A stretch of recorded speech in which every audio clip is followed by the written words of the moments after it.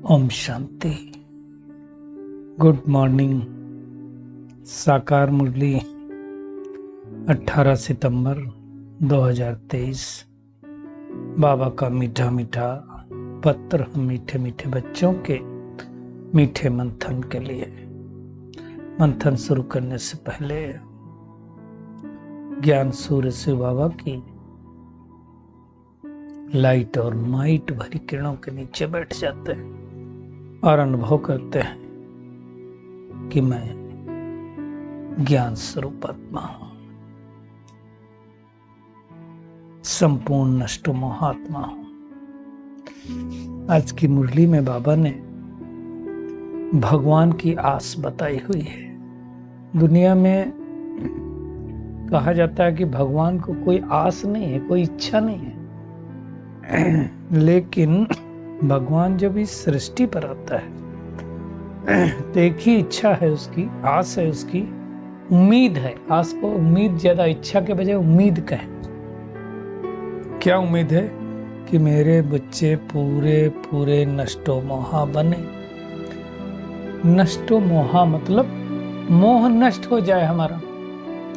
अब हमें चेक करना चाहिए हमारा मोह कहाँ कहाँ है, लेकिन लगता नहीं है। तो सबसे ज्यादा हमारा मोह कहाँ से होगा? अगर इस सृष्टि में देखा जाए तो सबसे ज्यादा मोह किससे होता है? जो चीज जिस आर्डर प्रमाण मिलती है उसमें उतना ज्यादा मोह होता है, ये हम सबको मानना पड़ेगा। देखिए, जब हम इस सृष्टि पर आते हैं तो सबसे पहले यह शरीर मिलता है। माँ के गर्भ में जाते हैं ना तो शरीर मिलता है। तो सबसे पहले सबसे ज्यादा मोह उस शरीर से होता है, खुद के शरीर से। उसके बाद माँ मिलती है, बाप मिलता है, तो फिर अटैचमेंट होता है उनसे। फिर क्या होता है? भाई बहन मिलते हैं तो उनसे मोह होता है। फिर पत्नी मिलती है, बच्चे मिलते हैं, पति मिलता है, उनसे अटैचमेंट होता है। और दूसरा अटैचमेंट फिर किससे होता है? भौतिक साधनों से, पैसे से, वस्तु से। तो जिस रेफरेंस में हमें जो चीजें मिलती जाती हैं उनका वैसा वैसा अटैचमेंट होता जाता है। इसलिए देखो, जब किसी को कोई बीमारी आती है तो उसका बार बार ध्यान उसी तरफ जाता है। ये अटैचमेंट है। तो बाबा कहता है जब तुम पूरे पूरे नष्टो मोहा बनो। कब नष्टो मोहा बनेंगे?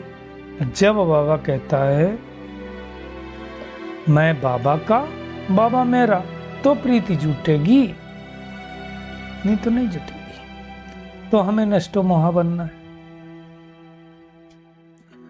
आज का गीत भी बहुत अच्छा, उस पर भी थोड़ा प्रकाश डालेंगे। निर्बल से लड़ाई है बलवान की, एक कहानी है दिए और तूफान की। वास्तव में देखा जाए तो इस समय दिया है आत्मा और तूफान है पांच विकार। तो इस समय क्या हो रहा है? इस आत्मा रूपी दिए की लड़ाई माया है। माया शक्तिशाली है ना? दुनिया में भी दिखाते हैं कि रावण बहुत शक्तिशाली था। तो इसमें इसको अच्छी तरह से समझेंगे। एक रात अंधियारी थी, दिशाएं थी काली काली। जब तूफान आने वाला होता तो ऐसे दिखाते हैं। मंद मंद पवन था चल रहा, अंधियारे को मिटाने, जग में ज्योत जगाने। अब अंधियारा हो गया सारी जगह, हवा फैल रही थी, लेकिन उस जग में अंधियारे को मिटाने के लिए एक छोटा सा दिया था कहीं जल रहा। वो क्या था? अपनी धुन में मगन, उसके तन में अगन, उसकी लौ में लगन भगवान की।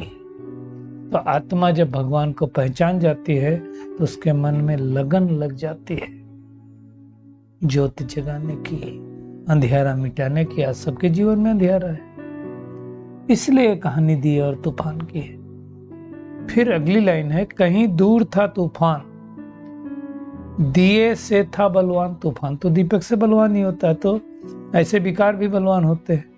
सारे जग को मसलने मचल रहा था। जब तूफान आता है तो क्या होता है? सब कुछ उखाड़ ले जाता। झाड़ हो या पहाड़, दे वो पल में उखाड़, सोच सोच के जमी पे था उछल रहा। फिर भी एक नन्हा सा दिया उसने हमला किया, अब देखो लीला विधि के विधान की। यह कहानी दिए और तूफान की। एक छोटा सा दीपक, एक आत्मा, वो जग रही थी। विधि का विधान क्या था? दुनिया ने साथ छोड़ा, ममता ने मुख मोड़ा। अब दिए पर ये दुख पड़ने लगा, पर हिम्मत न हार, मन में मरना विचार। अत्याचार की हवा से लड़ने लगा, सर उठाना या झुकाना, या भलाई में मर जाना। घड़ी आई उसके भी इम्तिहान की। तो इम्तिहान है, माया के साथ हमारा झगड़ा होता है। फिर ऐसी घड़ी आई, घनघोर घटा छाई। अब दिए का भी दिल लगा कांपने। जब हम इस कलयुग का अंत समय होता है तो हर आत्मा घबरा जाती है। कई बार बाबा के बच्चे भी घबराते हैं। बड़े जोर से तूफान आया भरता उड़ान, उस छोटे से दिए का बल मापने। तब दिया दुखियारा, वो बेचारा बेसहारा, चला दांव पे लगाने बाजी प्राण की। तो अंतिम समय आ गया तो प्राण बाजी लगाने लगा। लड़ते लड़ते थक गया, फिर भी बुझ न सका। उसकी ज्योत में था बल सच्चाई का। चाहे वो था कमजोर पर टूटी नहीं डोर। क्यों? भगवान के साथ जिस आत्मा की डोर जुड़ी हुई वो तो टूटेगी नहीं। उसने बीड़ा था उठाया भलाई का, हुआ नहीं वो निराश जब तक चली सांस। उसे आस थी प्रभु के वरदान की। तो जिसको इतना निश्चय बुद्धि है, भगवान का साथी है, वो डगमगाएगा नहीं। सर पटक पटक पग झटक झटक, न हटा पाया दिए को अपनी आन से। बार बार कर अंत में हार कर तूफान भागा मैदान से। अत्याचार से उभर जली ज्योत अमर, रही अमर निशानी बलिदान। ये कहानी है। लास्ट में विजय किसकी होनी है? आत्मा की विजय होनी है। उसको कोई हरा नहीं सकता। तो ये अच्छी तरह से समझना है।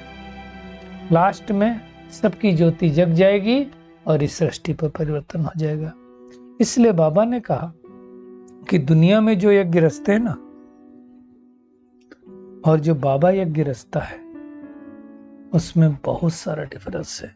दुनिया में यज्ञ रचते हैं, मटेरियलिस्टिक यज्ञ रखते हैं, उसमें अभी थोड़े दिन पहले बाबा ने भी समझाया था, तो जो तिल सब कुछ स्वाहा करते हैं।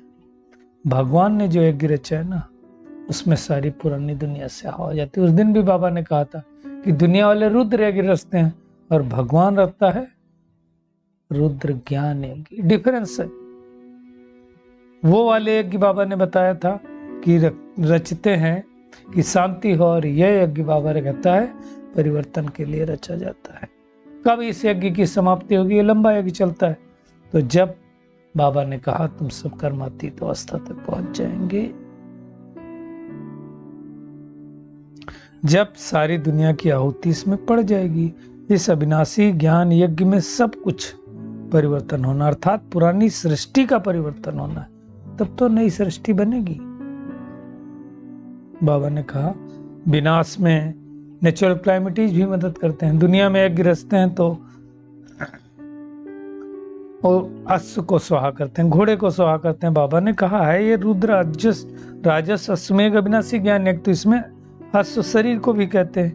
तो वास्तव में शरीर के भान को स्वाहा करना है, बलि चढ़ाना है। उन्होंने वो नाम रख दिया। फिर दक्ष प्रजापति को भी दिखाते ना, तो मटेरियलिस्टिक यज्ञ।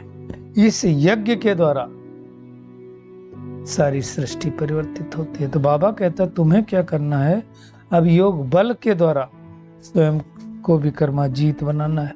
क्यों विकर्माजीत बनाना है? क्योंकि हमारे सिर के ऊपर जन्म जन्मांतर का बोझा है। बाबा कहता कितना साल हुए फिर भी कोई कर्मातीत नहीं बनना है, तो लास्ट में कर्मातीत बनेंगे। 5000 वर्ष पहले भी बाबा ने यज्ञ रचा था, अब फिर से रचा। पहले भी राजयोग सिखाया था, फिर से सिखा रहा है। बाबा ने कहा जैसे वहां दुनिया में नहीं दिखाते कि संजय क्या करता था, बैठ करके धृतराष्ट्र को क्या करता था, सारे कुरुक्षेत्र का हाल बताता था। तो बाबा कहता है तुम सब संजय हो, जो धृतराष्ट्र जैसी आत्माएं हैं जिनको कुछ दिखाई नहीं दे रहा सृष्टि में क्या चल रहा है, उनको ज्ञान का सोचना देते हो। बाबा ने कहा ये कल्प कल्प ऐसे ही होता रहेगा। एक रोज में ज्ञान समझ में नहीं आता है, रोज मुरली सुनेंगे तो समझ में आएगा, रोज ज्ञान का सिमरण करेंगे तो समझ में आएगा। कई लोग सोचते हैं कि चलो थोड़े दिन आ गए बस हो गया काम, ऐसे नहीं होता। तो भगवान पूरे कल्प में एक बार संगम युग में आकर के ये बातें समझाता है। वास्तव में स्वास्तिका के अर्थ को भी समझाता है। दुनिया में स्वास्तिका का अर्थ नहीं पता, लेकिन बनाते सब हैं। स्वास्तिका बनाने के बाद भी शुभ कहाँ होता है? तो बाबा ने समझाया स्वास्तिक मतलब स्व मैं आत्मा, आस्तिक मतलब स्थित होना। मैं आत्मा आत्मिक रूप में स्थित होता हूँ, स्थित होती हूँ, तो हर कर्म शुभ होता है।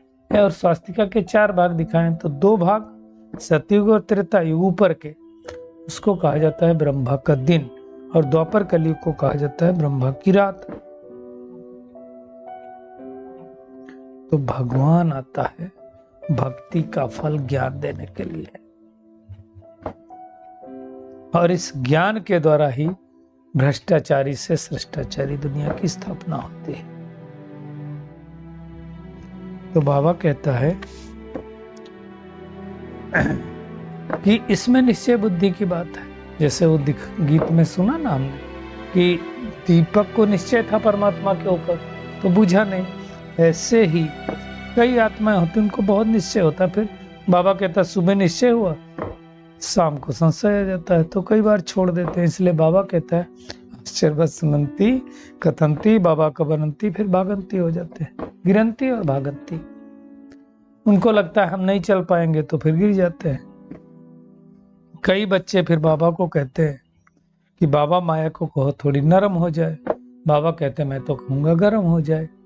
गर्म हो जाए मतलब माया और तेज है। देखो जब तक हम एग्जाम नहीं देंगे, परीक्षा नहीं देंगे, पेपर नहीं देंगे, तब तक कैसे पता चलेगा कि हम पास हुए हैं कि फेल हुए हैं? तो बाबा कहता है इस एक जन्म में तुम्हें मेहनत करनी और जन्म जन्म की प्रारब्ध कमा लेनी है।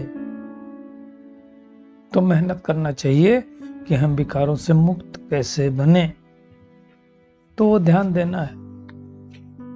तो आज का एक तो होमवर्क क्या है कि हमें संपूर्ण नष्टो मोहा बनना है और निश्चय बुद्धि बनना है। निश्चय बुद्धि बन करके इस 82 रुद्र गीता ज्ञान यज्ञ को जो परमात्मा ने रचा है उसमें अपने रथ सहित सब कुछ स्वाहा करना है। सर्विस के लिए चुस्त फुर्त बनना है। अब देखो कोई काम के लिए जो चुस्त फुर्त होते ना वो अच्छे से करते हैं, लेजी नहीं बनना, आलस से नहीं बनना है। बाबा ने कहा कि माया कितनी भी गर्म हो लेकिन उसका थप्पड़ नहीं खाना है, घबराना नहीं, तूफान की तरह डट के मुकाबला करना है, दिए की तरह। सारी वरदान है बाबा का, दया भाव को धारण कर सर्व की समस्याओं को समाप्त करने वाले मास्टर दाता भव। बाबा कहता है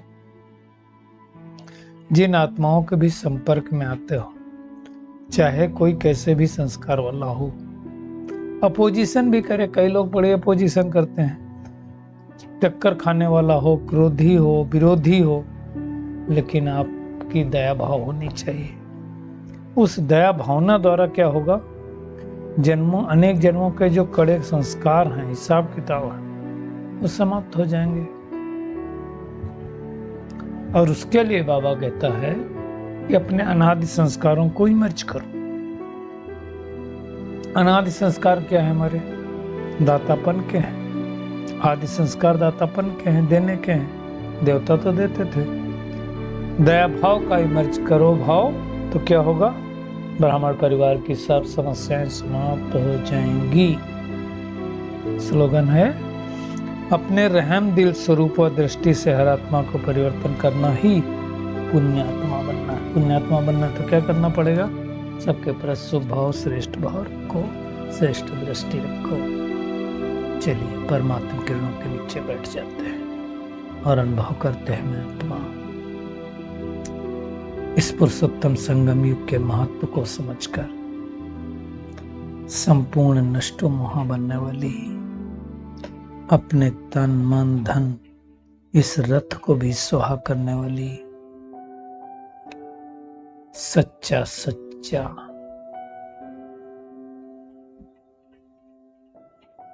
दक्ष प्रजापति हूं। माया को दूर से ही पहचान कर घबराने के बजाय उससे डट कर सामना करने वाली आत्मा हूं।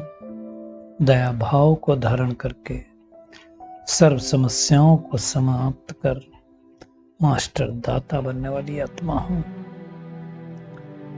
अपने रहम दिल स्वरूप द्वारा हर आत्मा को परिवर्तन करने वाली पुण्य आत्मा हूं। शुक्रिया मीठे प्यारे बाप दादा, शुक्रिया आप सभी का इस मीठे मंथन के लिए। ओम शांति।